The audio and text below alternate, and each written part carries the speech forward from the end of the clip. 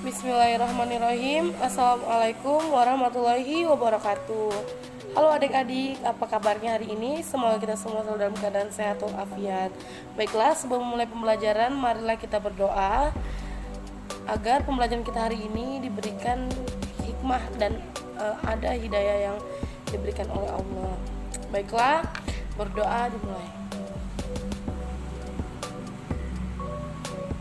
Berdoa selesai.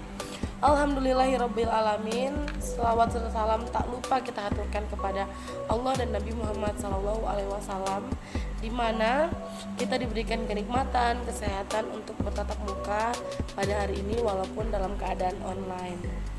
Baiklah, sebelum Ibu menyampaikan materi pada hari ini, izinkan saya untuk menyampaikan tujuan pembelajaran pada hari ini. Baiklah, tujuan pembelajaran pada hari ini yaitu menjelaskan pengertian akhlak tercela pada diri sendiri, yaitu anania dan putus asa.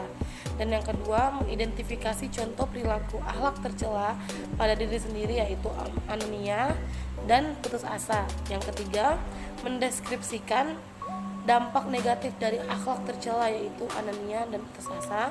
Dan yang keempat, mensimulasikan akibat buruk dari adanya akhlak tercela, yaitu anania dan putus asa. Baiklah, di sini kakak akan menjelaskan tentang anania. Anania disebut juga egois, yaitu sifat yang menilai sesuatu berdasarkan kepentingan diri sendiri dan juga meremehkan orang lain.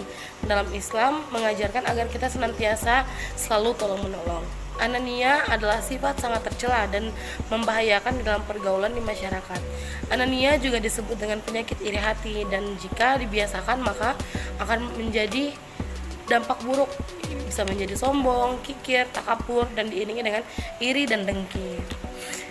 Nah, selanjutnya adapun firman Allah yang menjelaskan tentang anania ini, yaitu terdapat dalam Quran surah Al-Luqman ayat 18, yang artinya, dan janganlah kamu memalingkan wajah dari manusia atau sombong, dan janganlah berjalan di bumi dengan angkuh. Sungguh Allah tidak menyukai orang-orang yang sombong dan membanggakan diri.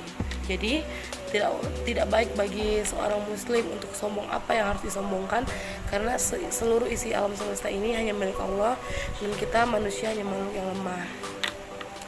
Nah, selanjutnya adapun bahaya yang ditimbulkan dari sifat anania, di antaranya yang satu, menimbulkan kekecewaan kepada orang lain.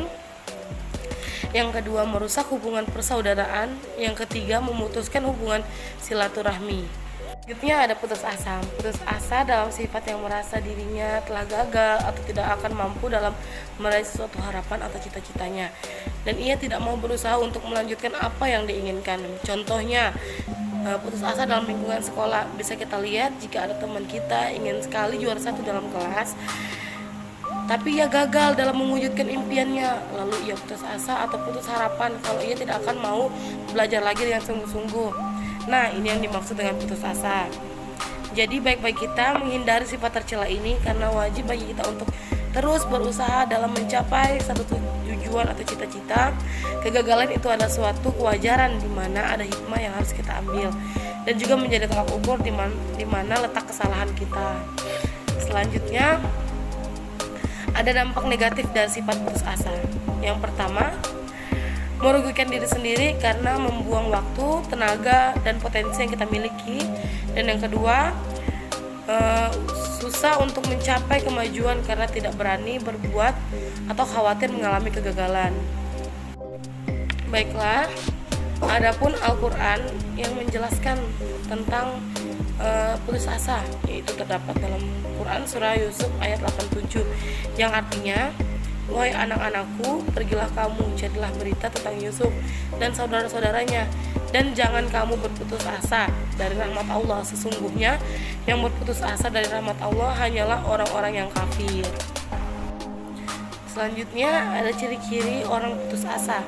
Putus asa dapat tercermin dari sikap. Yang pertama, bermalas-malasan, terus tidak bersemangat, terus tampak murung dan tidak bergairah, dan mudah terpancing emosi sehingga mudah marah. Adapun cara menghindari dari sifat Putus asa yang pertama, merenungi kegagalan yang dihadapi orang lain sehingga dapat menjadi perbandingan dari pengalaman pahit orang lain. Yang kedua, selalu yakin bahwa Allah selalu memberikan jalan keluar atas persoalan yang dihadapi apabila dirinya dekat dengan Allah. Jadi kita harus senantiasa dekat dengan Allah agar terhindar dari sifat-sifat tercela, putus asa ataupun anania. Baiklah, mungkin sekian penjelasan dari Ibu, kurang dan lebihnya mohon dimaafkan. Assalamualaikum warahmatullahi wabarakatuh. Tetap semangat ya adik-adik belajarnya.